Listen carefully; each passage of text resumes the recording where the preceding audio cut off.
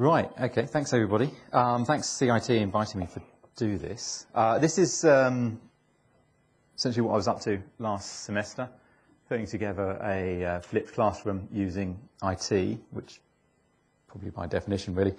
So I'm just going to give you an overview of the informal overview of the kind of experiences I had and how I put this together and the problems I faced, the feedback I got from the students, and so on and so forth.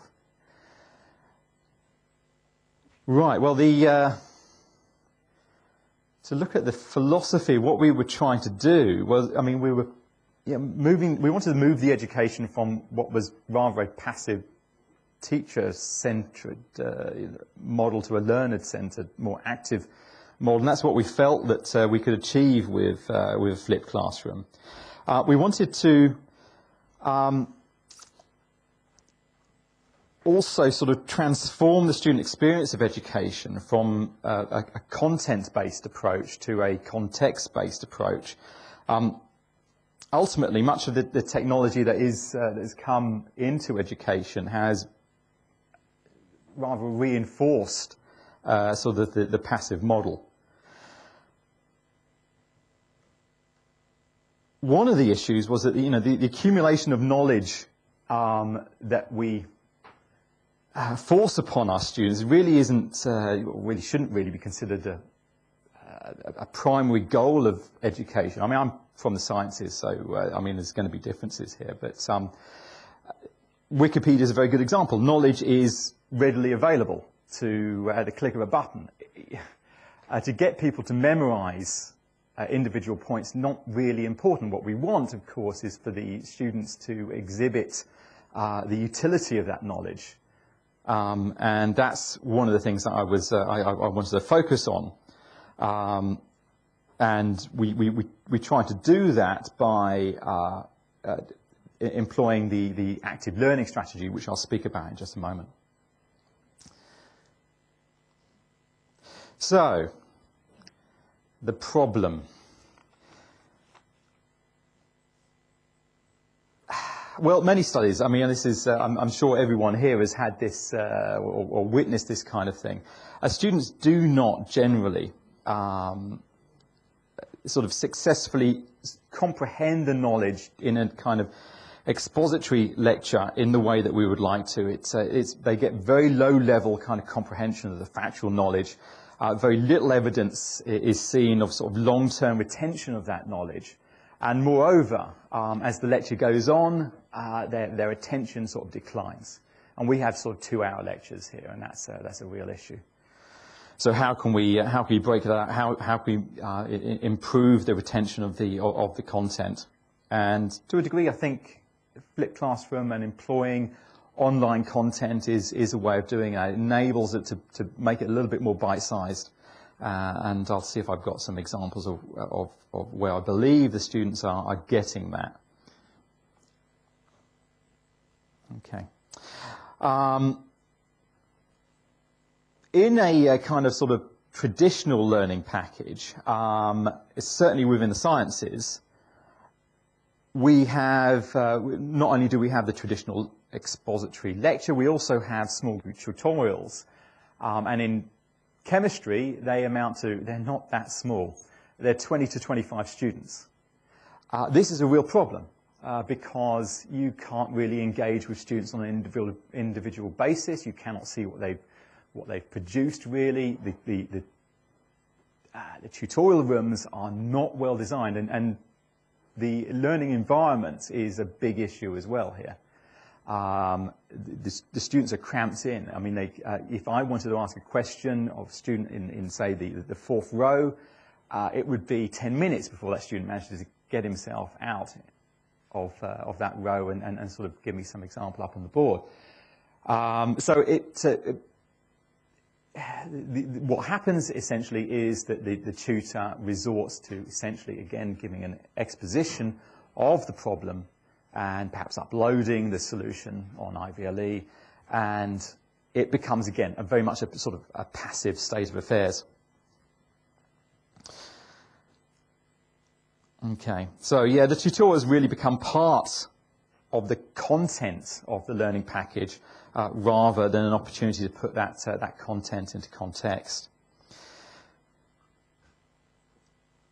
The module that I taught in this experiment of flipped classroom was CM2101. I'll discuss exactly what that was all about later, but by its nature, this module is very heavy on fundamental theory. It involves things like quantum mechanics, group theory. And even the strongest students in the class have a great deal of problem putting the theory into context. So this was a real issue for the flipped classroom paradigm. The subject matter should really provide a marvelous opportunity for showing the connection between quantum mechanics and spectroscopy, which was what the course is meant to be about. But frequently, that in the past, certainly, that has failed.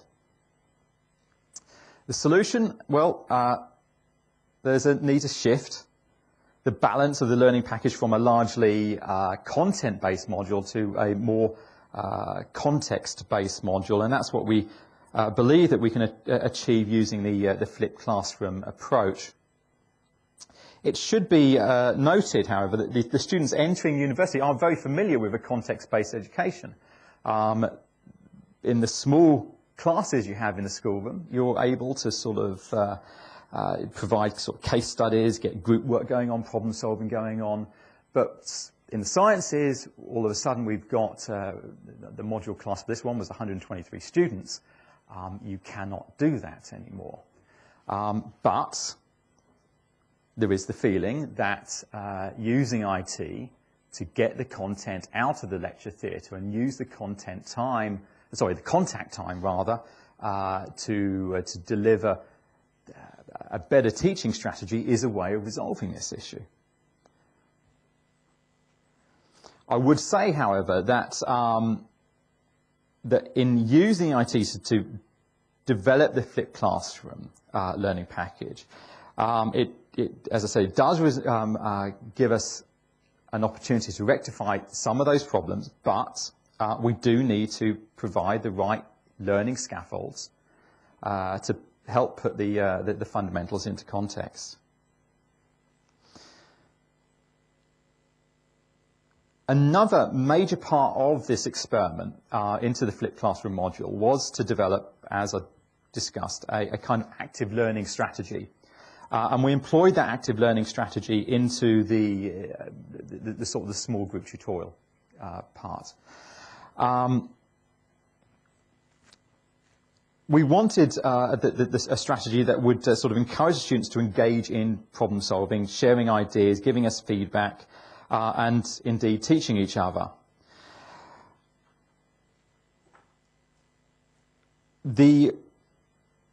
Within the active learning sessions, which I'll discuss, I moved away from that kind of expository style tutorial, and the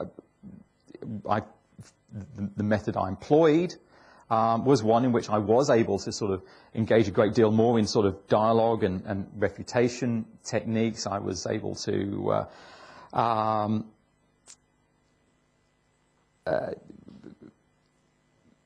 well, okay, so I mean the idea was I had I chose a problem that I developed close to the last minute for a variety of reasons which I'll discuss. And the reason for this was it enabled me to identify a problem that I felt the students were having problems with, and I had methods with which I was able to identify that. And the problem was chosen so that it would integrate the dialogue, the refutation, and also to a degree, and I'll show you some pictures in a while, a little bit of experimentation and also sort of help the students sort of visualize and bring some assessment into the learning experience. So the module that I had was, as I said, CM2101. Now this used to be called Principles of Spectroscopy. It's now called Physical Chemistry 2. It's exactly the same content. Don't know why it's name changed. I don't know whether that's for the better. It's a module which incorporates some of the big hitters in physical chemistry. We have quantum mechanics, group theory and spectroscopy. There was 123 students. That's about half of the second year cohort. CM2101 is in fact taught in both semesters. So half of the level 2 students will do it in semester 1 and the second, and the other half in semester 2. Formally, there are 5 lecture hours given to this module, 2 2-hour lectures and 1 1-hour lecture. And indeed, there's a 1 hour's worth of small group tutorial per week as well. So 6 contact hours. And that was important. I didn't, when I developed the flipped classroom, I did not want to overload the students with any more additional work than they would have got from a traditional, if the module was being taught in a traditional manner. This module, however, was co-taught with a colleague in the chemistry department. I taught around about 7 weeks of the 13 weeks. My colleague taught the remaining 6 weeks. My colleague, however, taught from a consistent set of notes. They were my original notes, so the notes were consistent, but he taught it in a traditional manner. It was only myself that taught it in the flipped classroom manner. And that helped the students, to a degree, also to contrast what I was doing with what it would have happened in a traditional manner. And my colleague is one of our best lecturers in the department, so it wasn't as if the comparison was with a weaker lecturer. Yeah. Yeah, in fact, I probably had to do a great deal in order to impress the students, I feel. Well, okay, let's have a look then at this flipped classroom. How did we, what was the framework that I employed? Well, I had the online lectures. So the traditional lecture was replaced with a playlist of short narrated presentations, and these, at least at the end of the semester, were sort of 10 to 15 minutes long. There was around about 1.5 hours in total of material for that week. So there would be perhaps 6 to 8 short narrated presentations that the students could engage with in a kind of playlist. There was also a weekly online quiz, okay, that the students had to complete after they'd viewed the online lectures. And that was important because I was able to use that weekly online lecture to identify any of the misconceptions the students were having with the online material. I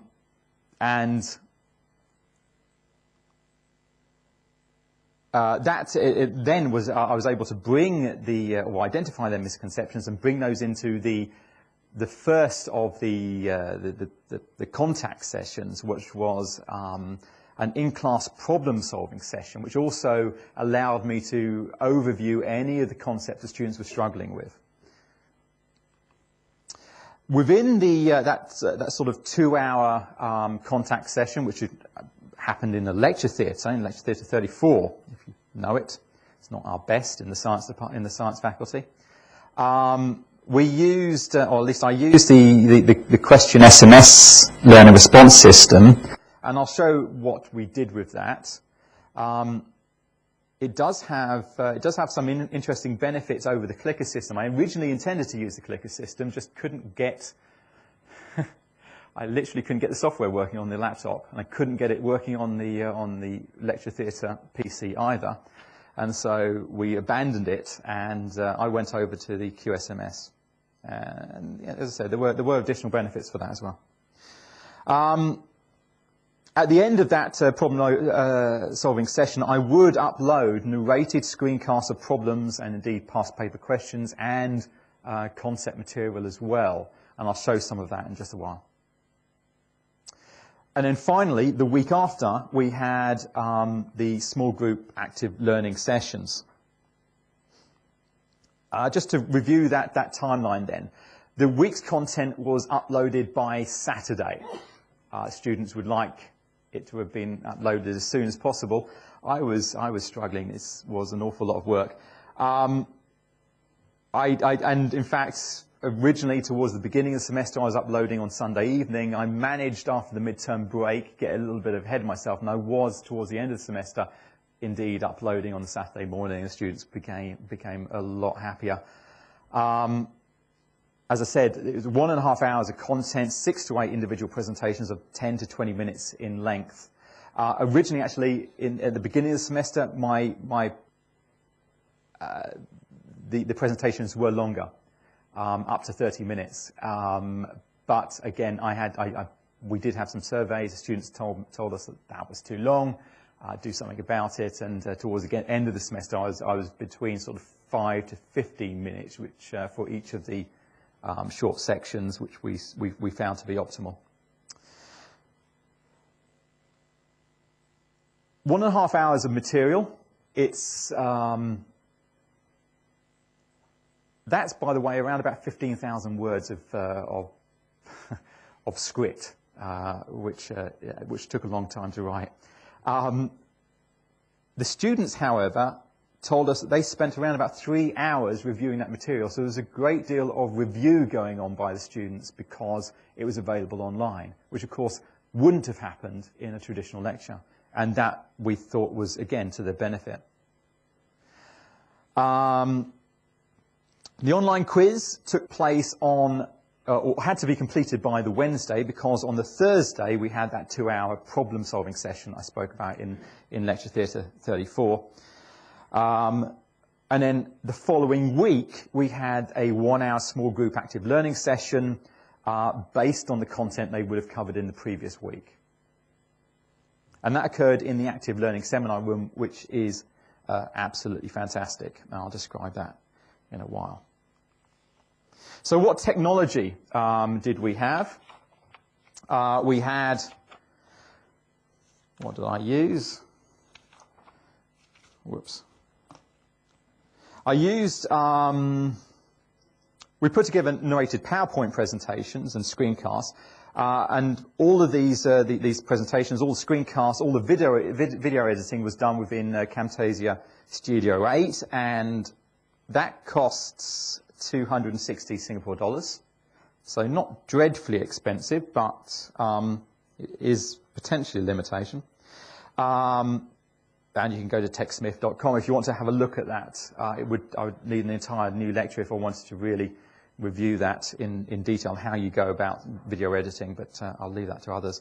I used one of these things, which is the Bamboo tablet, to do the screencast. Okay, it's got a nice little pen here. I was able to sort of write my notes on this, look at the screen. I thought that was going to be problematic. First time I tried that out, I was having trouble. I couldn't look at the screen and write at the same time. I needed to be looking at where I was writing.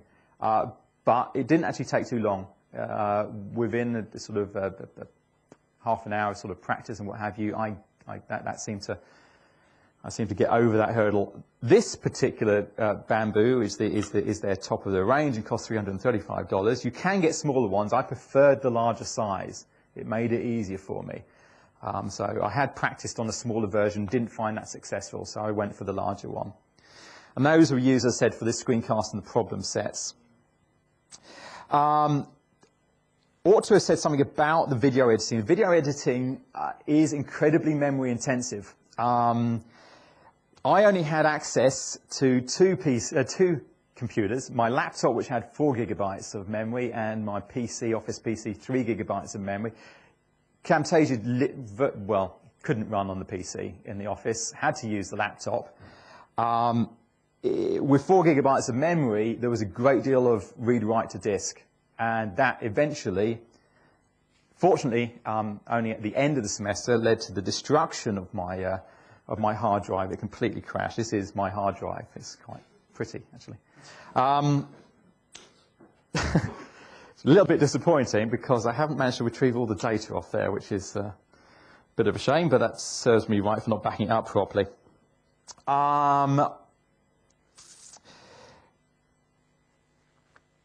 I would suggest you need at least 8 gigabytes of memory, given the amount of memory that literally is just used by the operating system.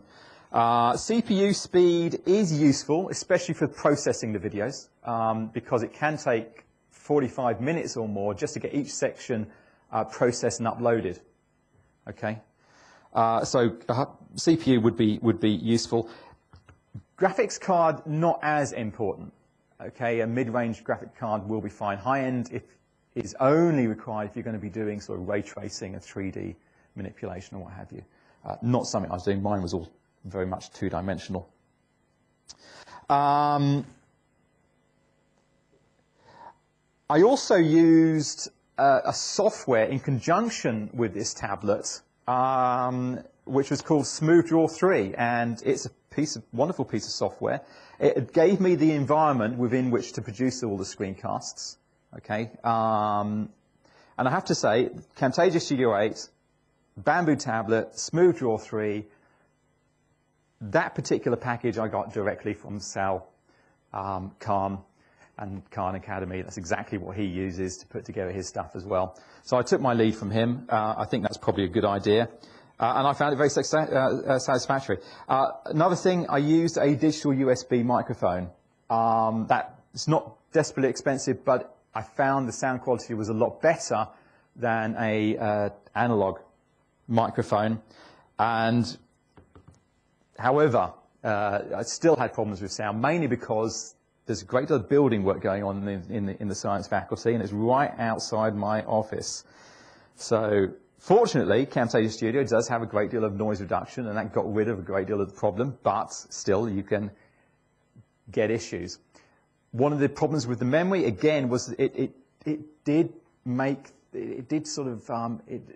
destroy a little bit of the sound quality. Some of the words didn't come out properly.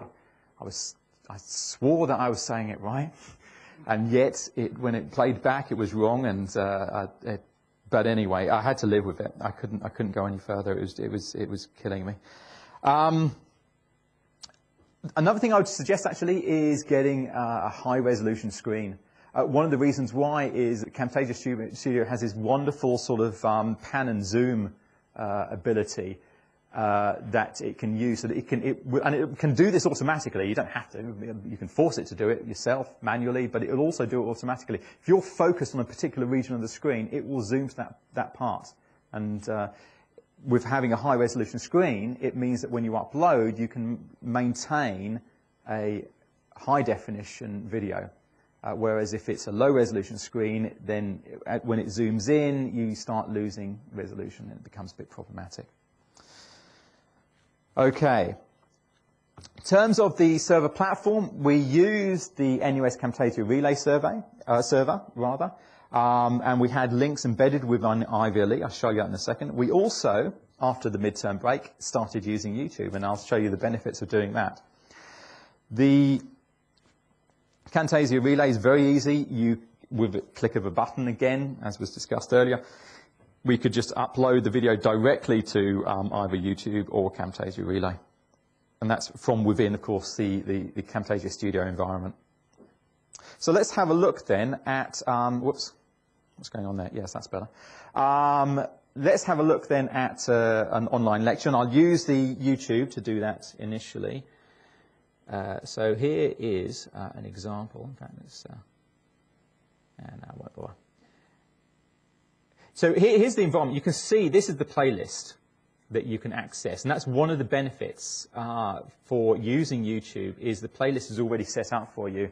On IVLE, the links are all kind of higgledy-piggledy. The students have to find the different parts, although I do, of course, label them appropriately, as you can see here. But that does make it a little bit more easy. I'm hoping we've got the sound. I've been told the sound's working. It's from so an instrument board. It's not very loud. Space Observatory, looking at the far reaches of space. At this time, it was looking at the Orion. Not much going on. You can see actually here it is a proper screencast. My arrow here, mouse arrow, is just off the page here.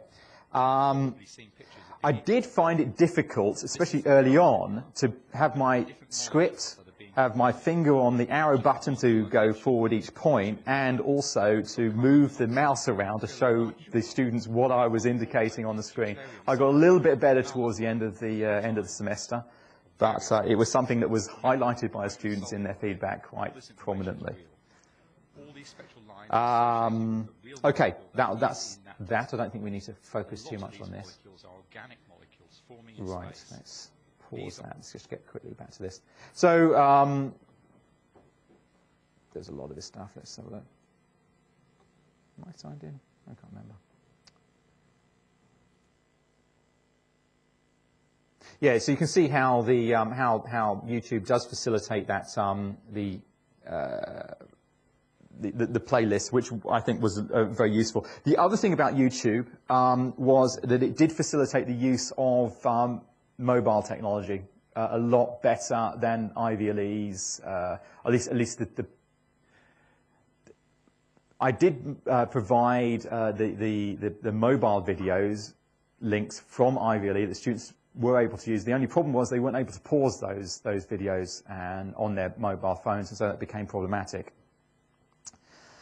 Another benefit of using YouTube that I found was that it can transcribe your narration for you and create a kind of caption text for subtitling, which is also very useful. We can have a quick peek at that, I think. Let's play this. Welcome to the final part. So you can see it. This is actually almost raw. I've only actually had to edit a few of the words. It's done an incredibly good job at doing the transcription just from my voice. So the technology's got a lot better. It doesn't do chemicals very well, but those you do have to edit. Okay. Anyway, let's pause that out. So that's actually quite a good benefit. I had actually, of course, written the script anyway. And the students did ask whether I could provide subtitles, and at the mid-semester break, but unfortunately I wasn't able to do that in time. So I did give them the scripts after the mid-semester, but the time that would have been required to actually do the editing of the subtitling would have been a little bit too excessive, I felt. As I said, we had online quizzes. You've probably seen all this stuff before, so I won't go over that. We just used the assessment tool on IVLE. So students would do the assessment of perhaps 8 questions per week they had to do. They could be both multiple choice and sort of free entries, could be calculations involved and so on and so forth. The reason for that was that I could review the results of the quizzes before I had my in-class session and then identify any misconceptions, as I spoke about before. Use the qSMS system. That had two roles. One of them was I could use anonymous feedback. The students could, there was a qSMS code where they could just give me anonymous feedback, which would be a question about what I'm discussing. I could then I could view those things as they came in and integrate them hopefully seamlessly within my own sort of presentation of the concept at the appropriate time, rather than putting their hand up and disrupting the flow of the class. And that the students, in fact, as I'll show you later, found that particularly useful. One thing, however, I wanted to use qSMS in an assessment mode, but identifying students is a bit of a problem because you can't do it. There's no sort of it doesn't link the student's hand phone number to their student ID, for instance. So I got them to actually submit their matric number together with their response to get around that. However, of course, I had to then download this into an Excel file and edit this file to get out their responses. And unfortunately, some of the students would mess around. Sometimes they forgot their student ID, in which case I had to look at their telephone number, find a previous Excel file where I knew where their student ID was, and it hours and hours and hours of work. But well, yeah, had its benefits. The screencasts.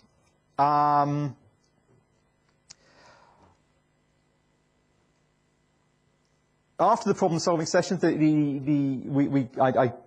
gave them the narrated screencast solution and concepts together with any additional material that I wanted them to have online. So it kind of looks a bit like this. One of the benefits of doing this, as I said, was that they could, because you're narrating it, they can see how you get from one step to another. In the sciences, that can be quite important. If you just give them a soft copy of your answers, they don't know why you got from one step to another. And so this really helped many of the students, and that was one of the big comments. The other thing about, come out perfectly on this screen, one of the benefits, let's see if I can just quickly show, whoops, let's look at one of these, which one? That'll do. So this is what it would come out like, whoops, oh dear.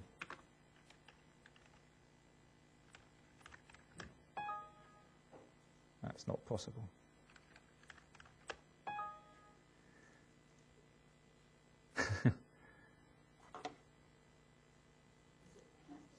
I think actually, let's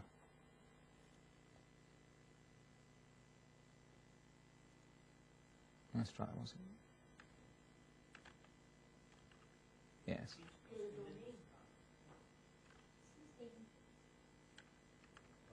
No, I'm not, because I'm not logged on as, here it is. It was just cat. Hello. Okay. And that. I'm just going to change these around to make it look a so little one of the things you can see here is that the smooth draw algorithms really do make the writing look right then. Well, we as you would write on a piece of paper. It was here. Without the smooth draw technology, my writing looked as bad as you would imagine it would do on a tablet. Afterwards, it seems to really smooth out. It's really quite wonderful. As you can see, also you can see how you get from one step to another as I'm narrating it. J+1, which of course okay, is let's leave that. Okay. Okay, so that was one of the. You could also, of course, use color. I try to.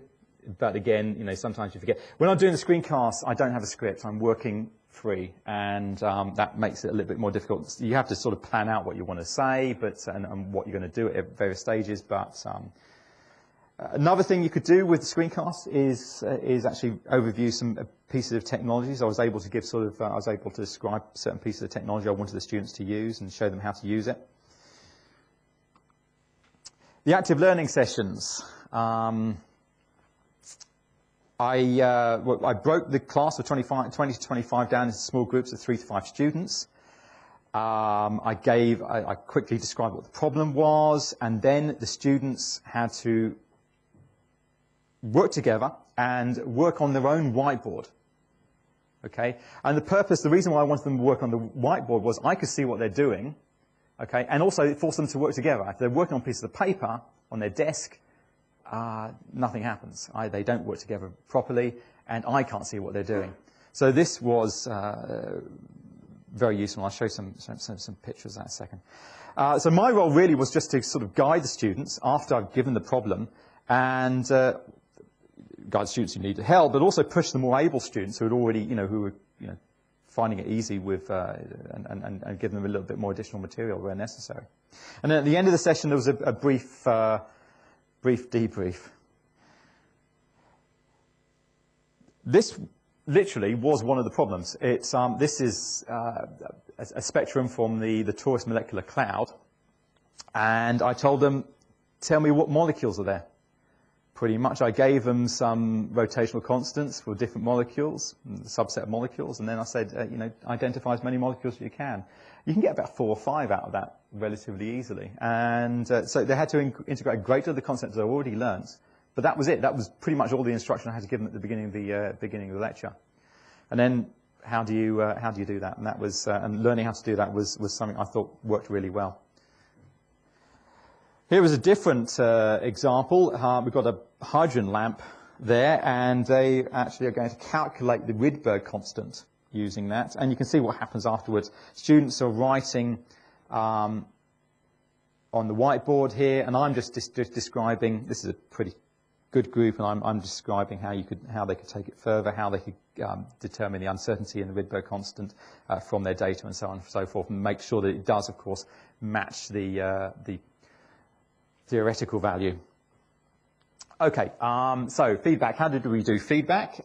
We had 4 different surveys during the semester. We had a Biggs revised study process questionnaire, a Kolb's learning style inventory, and also a mid-semester survey and an end-semester survey. I described some of the things that happened in the mid-semester survey already. The mid-semester survey and the end-semester didn't ask the same kind of questions. And this one of the things that came out was the fact that in the mid-semester survey, I literally asked them, well, do you prefer the online lectures to the traditional lectures? 38% of students said they did, 28% of the students said they preferred the traditional lectures, the remainder were neutral. That was a fairly even split. I was relatively happy about that. I didn't think that was a problem. Slightly more in favour of the online. By the end of the semester, I asked the same question. It was one of the few questions I asked that was absolutely the same. And at the end, 63% of students said they preferred online lectures to the traditional lectures, and only 13% preferred traditional lectures. I believe from the qualitative feedback, that was because the students were able to review the material, pause, work at their own pace.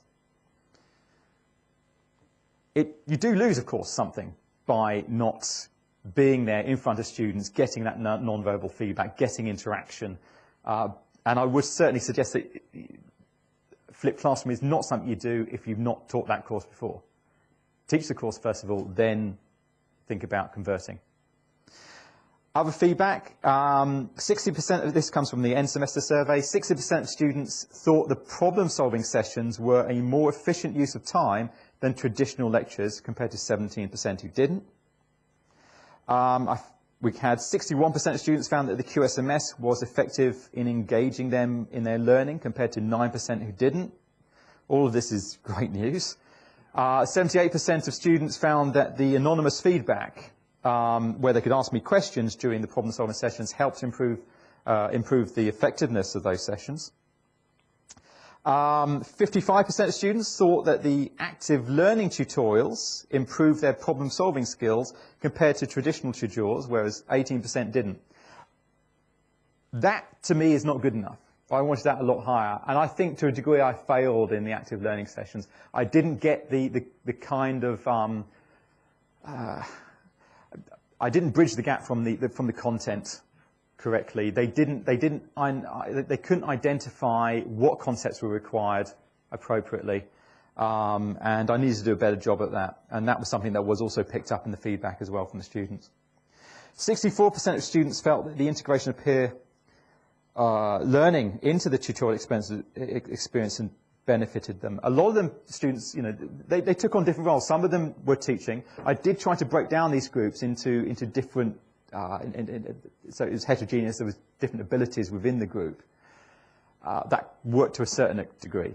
So about 64, as I said, so certain students were teachers, certain students were solving subset problems, and so on and so forth. Oops, that's a repeat. Okay, the big survey did indicate that that if you wanted to do well in this module, you had to employ a deep strategy. And if you were going to score low in this module, then you generally found that those students were employing a shallow strategy. So that's something I wanted. If you took it seriously, then you did well. If you didn't, then you didn't. There was no significant correlation with learning style, and with regard to performance in the final examination. Again, that was something I mean, most of the people in the class, being scientists, were the more sort of thinking kind of students, more abstract thinkers, and that's normal for the sciences. However, no particular learning style was preferred, and that was again something I was keen to happen, because I didn't want it to. I didn't want particular learning styles. In fact, I wanted all students to be using all different kinds of learning styles during the different sessions. So I think we got a little bit of that. In terms of qualitative feedback, this is probably one of the best quotes I got. I'm not going to show any of the negative quotes, but some of the students hated it, quite frankly. I mean, they thought traditional lectures was the way to go. Please don't do this ever again. But it was a very small minority. Okay, so this one was, they are much more effective. This is the active learning session. They're much more effective than normal tutorials. Actually, normal tutorials aren't necessary, because most students go there just looking for the answers to problems, which can be uploaded to Ivy Lee directly. Active learning tutorials are different. We go there not knowing what to expect, and the lessons are much more engaging, which was nice, exactly what I wanted. But as I said, I don't think I did well enough in those sessions, although they were by far the most fun.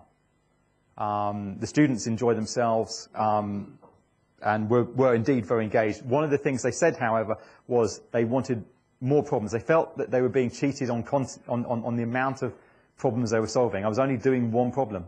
They only had time. I think they didn't really appreciate how much they got out of it. But again, part of the issue was that some of the students, the weaker students, did not know what concepts they should be employing. And I needed perhaps to flag that a bit better, give them a better scaffolding there. So, surprisingly, the vast majority, or not the vast majority, but a very large majority supported the online lectures by the end of the semester. I would say, however, that in the sciences, being able to do demonstrations and not being able to do that in this particular style was a problem. So I would probably move more towards a sort of mixed format of flipped and traditional. And to a degree, I did that as well in sort of the in-class 2-hour lectures when I went over concept and so on. Students felt there was not enough material in the active learning classes, as suggested, and that needs to perhaps be thought about. Learning environment is definitely very important. The active learning room was great. The lecture theatre, not so. I would love to have had more screens, more independent screens, and I didn't have that in that particular lecture theatre, but it is being upgraded, so hopefully that will happen. And please do not underestimate the lead time required to prepare this kind of material. And sorry I went way over, but thanks very much for listening.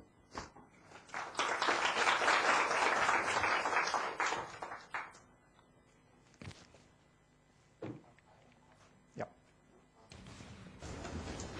Excuse me. Excuse. Okay. I have a question. So, what are the challenges that you face in terms of technical setup and the preparation? I think, yeah, I mean, Camtasia Studio, I didn't find the learning curve too tricky.